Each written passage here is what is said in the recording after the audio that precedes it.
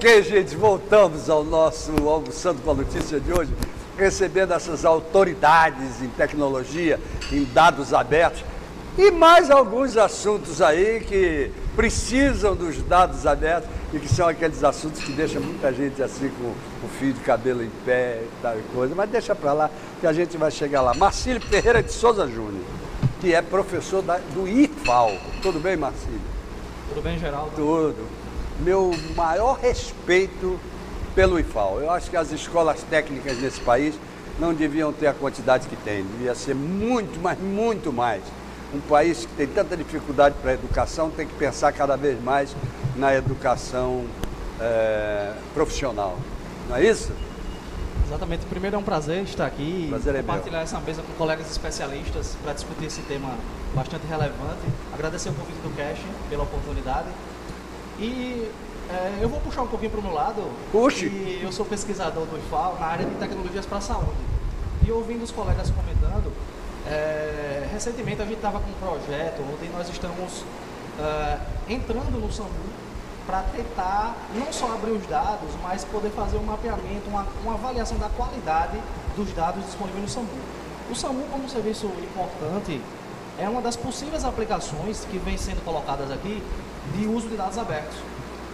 E muita gente me pergunta quanto dado tem no governo que poderiam ser abertos. Eu gosto de responder, Geraldo, daquela forma. Não sei se vocês conhecem aquele filme Os Caçadores de Arca Perdida. Sim. Né? E existem minas de ouro dentro desses setores, desses órgãos governamentais que estão lá presas, precisando serem abertas para que a sociedade, os pesquisadores explorem. E ao chegar no SAMU eu me deparei exatamente com essa situação. Uma mina de ouro, uma base de dados com 10 anos dos atendimentos do SAMU na região metropolitana de Maceió, que estavam lá, né, indisponíveis, onde a gente poderia fazer um trabalho muito mais relevante para a sociedade. Mostrando até o que é a urgência ou a emergência na cidade, no estado de Alagoas, de 10 anos para cá. 10 anos, todo o histórico dos atendimentos, da quantidade de pacientes, vítimas atendidas, hospitais que esses pacientes foram levados. Inclusive, essa pesquisa foi fomentada pela própria FAPEAL, numa iniciativa importante de pesquisa para o SUS, onde esses dados, a gente geolocalizou esses dados, nós fizemos um rastreamento desses dados, e esses dados podem ficar disponíveis para fazer consultas pela própria sociedade. Então, há um pouco de contradição quando a sociedade gera esses dados governamentais que estão entrando nos bancos de dados, mas ao mesmo tempo esses dados não retornam para a sociedade. Mas eles já estão disponibilizados de alguma forma, não? No SAMU, que é um caso que eu estou citando, ele ainda precisa ser trabalhado. Não, precisa ser trabalhado. Não, precisa ser trabalhado. Mas é um assunto importantíssimo. Demais. Que aí eu fico me perguntando por que uma Secretaria de Saúde não disponibilizou esses dados. Nós temos parceiros na Secretaria de Saúde, eles estão com esforços gigantescos em relação nesse sentido. Tá? O Departamento de TI está fazendo parcerias com o próprio INTEC, com o próprio IFAL, e a gente está colaborando e tentando ajudar nesse sentido. Os esforços são grandes, né? A gente sabe dos desafios, né? Mas a CESAL, ela disponibilizou o espaço, o banco de dados está disponível e a gente está agora trabalhando. Então, acho que, a exemplo do SAMU, diversos outros órgãos do governo, né, estão aí gritando, né, por favor, abram meus dados, trabalhem meus dados. E eu acho que a gente tem esse papel de prestar esse serviço. Isso é uma coisa importantíssima que você está dizendo aí e que talvez provoque não simpósio, mas congresso, coisas assim de alto nível por aí, que não envolva só o SAMU, porque você foi muito claro, órgãos de governo que tem. Quem foi que falou sobre a mina de ouro? Foi você? Foi você mesmo. Fazer as minas de ouro, né? Que você chega lá, tá ali, tá o ouro ali dentro e você não vê e a sociedade não sabe. Essa sociedade que pode reclamar e pode pedir isso. Exatamente. Então, esforços, né, de vários lados estão acontecendo. Inclusive, a abertura é obrigação, né, obrigatoriedade na lei. A lei é de 2011, a gente está em 2016. Então, assim, existe um trabalho muito forte para tentar convencer isso, né, e avançar. Ao mesmo tempo que a gente abre, a própria população vai ajudar esses dados que estão, a qualidade dos dados que estão dentro do governo. Claro. Então, é uma via de mão dupla, né? O governo disponibilizando e a sociedade ajudando a melhorar e aprimorar esses dados que estão armazenados. Importantíssimo isso que você falou. Bom, sensacional. André Domarques. Tudo bom, André? Prazer enorme receber você, que é o gerente de laboratório de computação da Universidade Federal de Alagoas. É isso? Não, na verdade eu vim substituindo o André Aquino, que é o gerente do laboratório. Quem? O André? É o André Aquino, porque eu sou... Ah, é outro André. Isso. Tudo bem. Ah, mas quem... Olha, mas quem vem substituindo fala tão bem quanto. Sabe de tudo, sabe de tudo. Não é? Me conta qual é o trabalho que o laboratório de computação da universidade vem fazendo. A universidade tem sempre que ser respeitada e a gente sempre espera um pouco mais dela. Eu posso falar assim de maneira geral. A gente tem desenvolvido projetos na área de cidades inteligentes e assim, em cidades inteligentes a gente tem uma carência. Gente, fiquem à vontade, por favor, para o almoço que acaba de ser servido. De dados abertos, né? Tanto de consumidor de dados quanto de produtor de dados. Perfeito. Né? E assim, eu particularmente, eu tenho visitado alguns órgãos públicos aqui do estado e eu tenho visto uma dificuldade enorme das pessoas, dos técnicos, em disponibilizar, mas a gente sente a intenção, sente a vontade dessas pessoas em disponibilizar esses dados. Que a população, em especial os pesquisadores, é o que mais ganha, processar esses dados para gerar informações relevantes e que possam, como já foi discutido aqui, resolver problemas da sociedade. Claro, vamos lá, meu amigo. Eu gostaria de acrescentar também a fala que o André fez e que o Marcílio, em tom de provocação para a mesa, sobre o desafio da abertura e da qualidade dos dados que estão sendo disponibilizados hoje. Então, se a gente for pensar, por exemplo, se a gente quiser detectar ou descobrir quais são as melhores escolas do estado de Alagoas, em uma determinada região, sendo ela pública ou privada, a gente não consegue ter isso. Não consegue. Se a gente quiser fazer uma análise, eu estou falando agente sociedade. Lógico. Sociedade civil. Se a gente for pensar e quiser fazer uma análise sobre como eu posso caminhar de forma segura ou menos perigosa no estado, a gente também não consegue. Então, por que não consegue? Porque o dado não está disponível, primeiro ponto. Segundo ponto, às vezes porque a qualidade é baixa. Então, um desafio que a gente tem hoje, e essa responsabilidade não é exclusiva dos órgãos públicos, mas de todos, é fazer com que a gente amplie essa disponibilidade de dados, primeiro ponto. E segundo ponto, que a gente consiga compreender e fazer com que esse processo de abertura tenha mais qualidade possível. Então é só para trazer também um pouco de provocação para a mesa e ver também a opinião dos colegas. Uma provocação boa. Quem aceita logo a primeira? O André que estava com a palavra, depois vem para a Juscel. Só contextualizar, eu acho assim que o propósito dos dados abertos é desbloquear, destravar esses dados, como já foi posto, né, para que... Daí o nome, né? Daí o nome, dados abertos. Ou é aberto ou não é.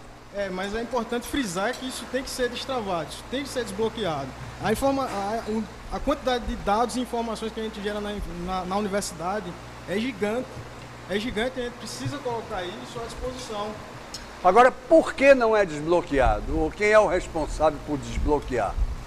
É porque, assim, existem diversas dificuldades de ordem técnica, de ordem conceitual, até questão de propriedade intelectual também, e que isso precisa ser resolvido. O assunto está amadurecendo e assim o dados do GovBR ele é extremamente importante nesse sentido. Certo, Juscel. Realmente hoje quando a gente fala sobre dados abertos, a gente sempre pensa nas melhores das possibilidades.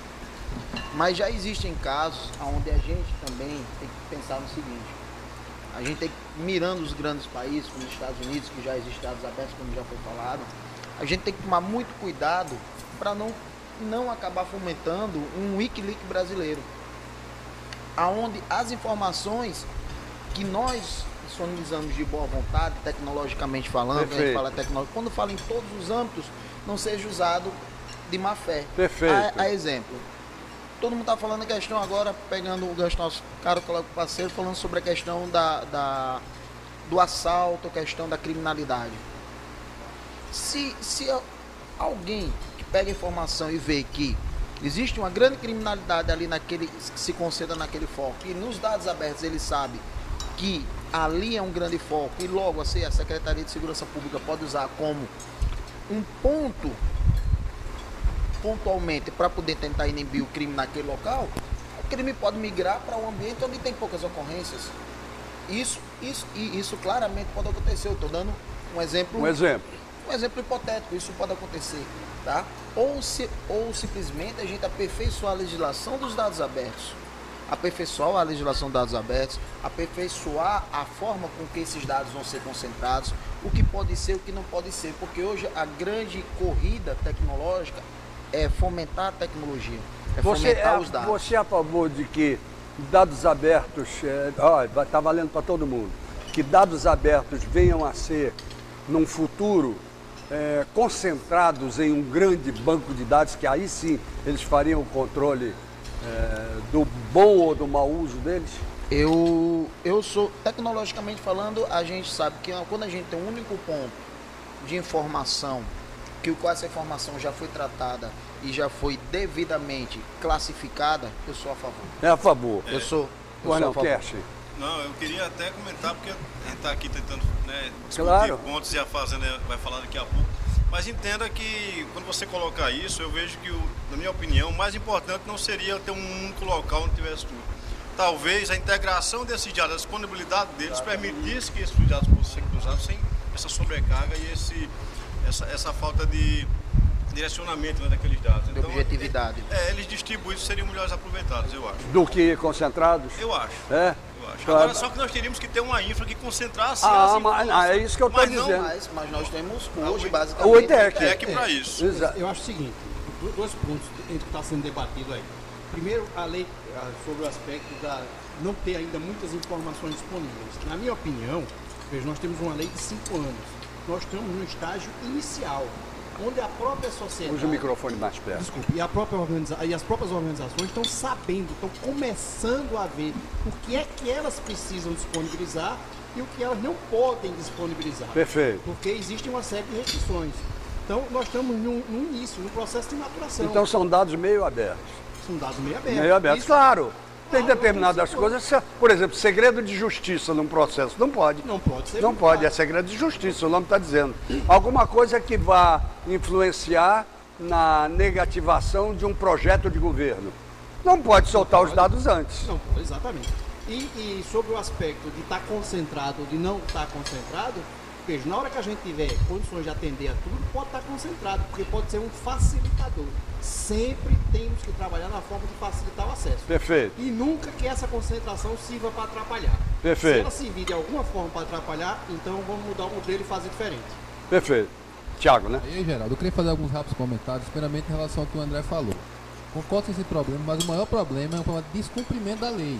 Não, Porque a lei de acesso à de informação ela é propósito. muito clara, ela determina que os dados, no seu artigo 8º e inciso 3º, têm que estar disponíveis em formato aberto, legível por máquina. Inclusive existe um PL, um projeto de lei, se não me engano é o 4740, um projeto de lei que está na Comissão Ciência e Tecnologia da Câmara dos Deputados, que vai criar a lei de dados abertos. Vai ser claríssimo, a obrigação de que todos os órgãos públicos, Isso aí. inegavelmente, a lei de acesso já determina, mas a lei de dados abertos vai deixar ainda mais claro, ou seja, o que há, acima de tudo, é um descumprimento da lei.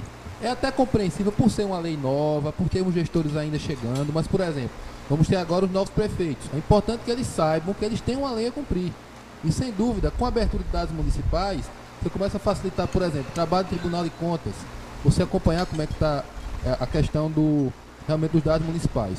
Em relação ao que o Álvaro falou, a concentrar e desconcentrar, a gente tem estudado também lá na UFAL, até faço parte também do grupo do professor Ig, que a gente já tem um conceito mais avançado, que é o conceito de dados abertos conectados. Inclusive, o Ig não falou, mas ele é junto com o professor Seis da USP, ele é um dos autores do primeiro livro brasileiro sobre esse assunto. Talvez ele possa falar um pouco sobre esses dados abertos conectados como uma forma de prover essa integração que o Kersh falou.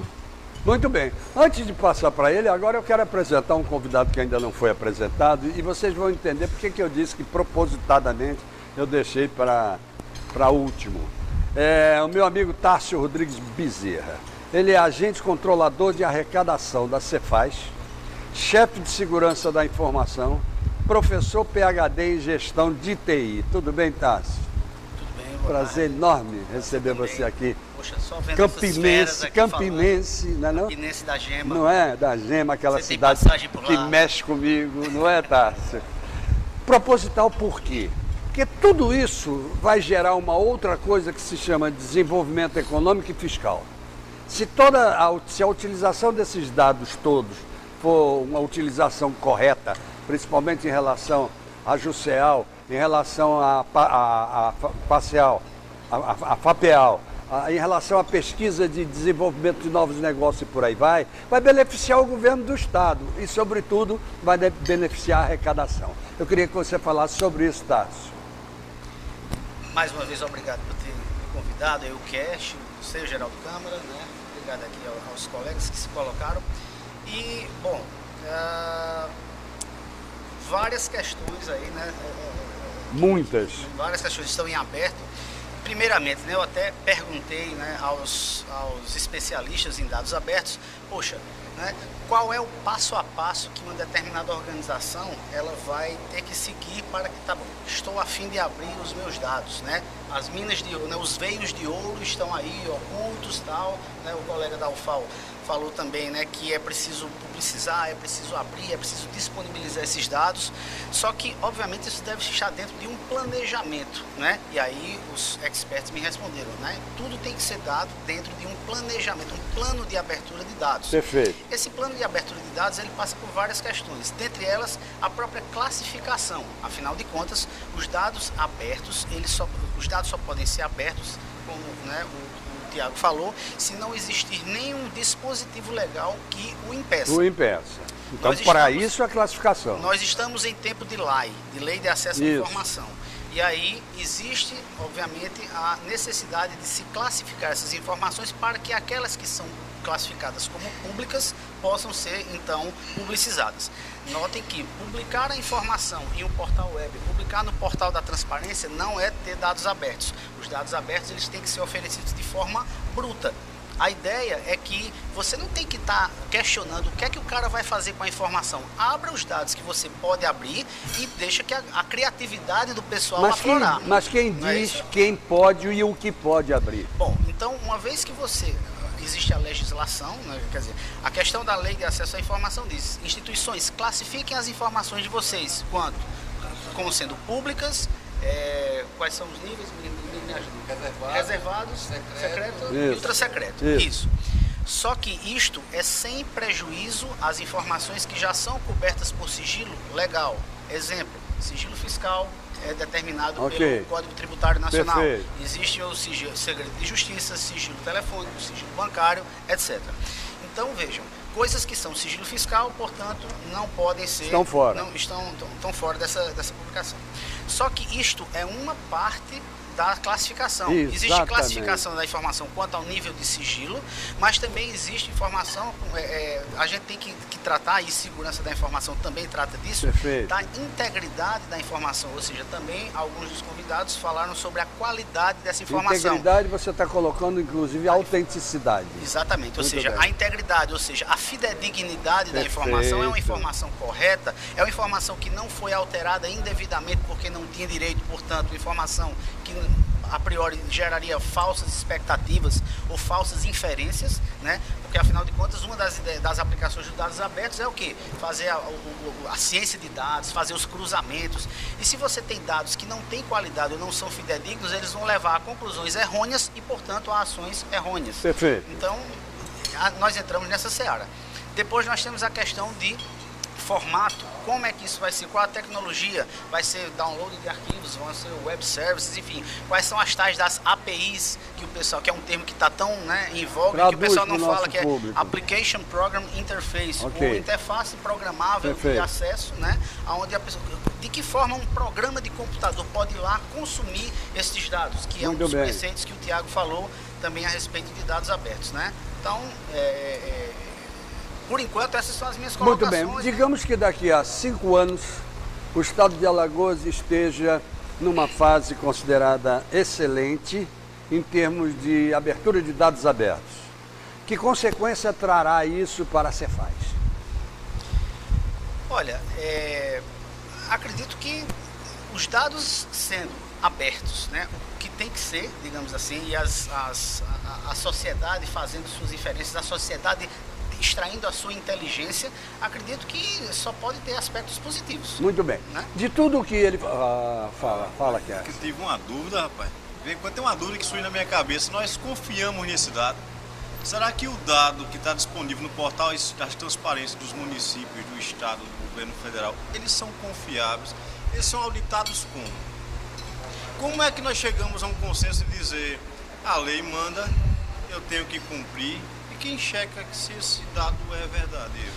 Eu acredito que no caso do exemplo da saúde, aquilo ali pode ser confiável. Claro, realmente. ali é diferente. Ali é diferente. Porque é material. Totalmente, dá para medir. Dá para medir. Mas no caso de Boa transparência, eu comecei a analisar e vi, bom, lá diz, 131, lei 131 diz assim, publique receita e despesa em tempo real. Só indo lá. E pode publicar, mas só você indo lá e controlando, mesmo batendo essa informação, entende? E são dados abertos também. Até porque o próprio Tribunal de Contas, você mais do que ninguém sabe disso, tem feito um esforço imenso para que os jurisdicionados, sobretudo os prefeitos municipais, eles sejam capacitados a poder fazer uma prestação de contas real e verdadeira. Não é isso? E aí agradecendo o que o Tiago falou agora. Que claro. Aqui estamos também imaginando que o próximo gestor está entendendo o que ele tem que fazer. Exatamente. Exatamente. Mas se ele não souber, você continua com dados abertos, mas errados. É verdade. Agora sabia que a base que nós assistimos até um projeto de dados abertos. Meu Facebook é um dado aberto meu. A sociedade faz isso. Ele bota os dados dele disponíveis, olha. É verdade. E cada um usa e cruza dados da maneira que quer. Com relação a essa questão de fidedignidade dos dados, de integridade, todo gerador de informação, ele tem que se responsabilizar pela informação que ele está gerando. É a questão dos dados homologados. Então, há que se ter muito cuidado com de quem você consome dados. Porque você pegar bases da Secretaria da Fazenda, da Receita Federal, da Segurança Pública, da Saúde, né, da Academia, e você misturar com um CD que você comprou pirata ali, né, e você misturar e fizer um BI desse negócio, né, fizer um cruzamento de dados, claro que não vai sair coisa boa. Não vai sair coisa boa. Por isso é que eu falei aqui sobre a questão de uma criação futura realmente de um banco de dados convergente, para onde esses dados abertos todos possam vir e daí eles possam ser abertos, realmente abertos. Existe claramente, existem metodologias para que se faça isso. Inclusive o Tribunal de Contas usa até que todo processo que o qual é feito prestação de conta, você assina digitalmente. Perfeito. O que é hoje, qual o procedimento hoje comum que está havendo? Claro que a gente está partindo, levando um pouco do lado do próprio trabalho, a gente está tentando acabar com o papel. Exatamente. É uma grande luta. É uma grande luta. Então, nisso daí, para os dados abertos, eu acho que é o ponto-chave, porque a partir do momento que você assina um documento digitalmente, comprovando que é você mesmo, e que hoje, para você ter o certificado digital, é coletada a assinatura, biometria e tirado foto da pessoa que está comprando o certificado digital, você consegue homologar a sua base com uma base fidedigna. Não tenha dúvida. Para promover a informação. Então, eu acredito até para que a pessoa seja um fornecedor de base oficial, também que seja criada uma legislação sobre o assunto, normatizando sobre a informação. E aonde deveria ser chamado a início o ITI, que é o Instituto de Tecnologia do Brasil, que o qual normatiza a ICP Brasil. Muito bem. A partir dessas considerações, que eu achei fantásticas, inclusive, nós estamos chegando no finalzinho do segundo bloco. Deixa o homem que está à frente do simpósio, parece que ele quer falar alguma coisa em relação a esse assunto. Depois a gente continua, não tem problema. Sim, com relação à centralização, eu tenho visto que a academia tem caminhado para a descentralização, mas a descentralização de forma padronizada, né? Cada um publica o seu, mas de uma forma padronizada que todo mundo consegue se comunicar de uma mesma maneira. Então, isso tira uma sobrecarga imensa de um órgão que vai centralizar aquilo e flui melhor a abertura do dado. Com relação aos dados de segurança, por exemplo, eu acredito que publicar um dado gera não deixa o governo ficar sobrecarregado. O governo não tem que resolver tudo. Deixa a sociedade participar também desse processo. Vou dar o exemplo de moradias. Eu não conheço, moro na parte alta, não conheço a parte baixa. Vou morar no Farol. Qual a rua mais perigosa para me morar? Então, eu não tenho dado de segurança para ver isso. Então, a sociedade poderia gerar uma solução que mostrasse para o cara, ó, essa rua aqui no mês passado teve tantos assaltos, teve tantos crimes ali. Então, mas a sociedade só participa quando provocada. Se ela não for provocada, ela não participa. Por exemplo, isso que você colocou agora é maravilhoso. E eu até gostaria de continuar. Eu não gostaria não. Eu não gostaria não, sabe por quê? É um ponto positivo e negativo, mas se eu morasse na rua, eu ia achar ruim. Mas como é que tá divulgando que a minha rua é a mais perigosa? Não, entendeu? Você pode sofrer no outro mas dia. isso é provocação. Mas desvalorizar o meu imóvel. Isso é provocação pra gente entender. Ok, dá licença, ó que bom, chegamos num ponto assim de clímax gostoso. Mantenham esse clímax para logo depois do nosso intervalo, ok?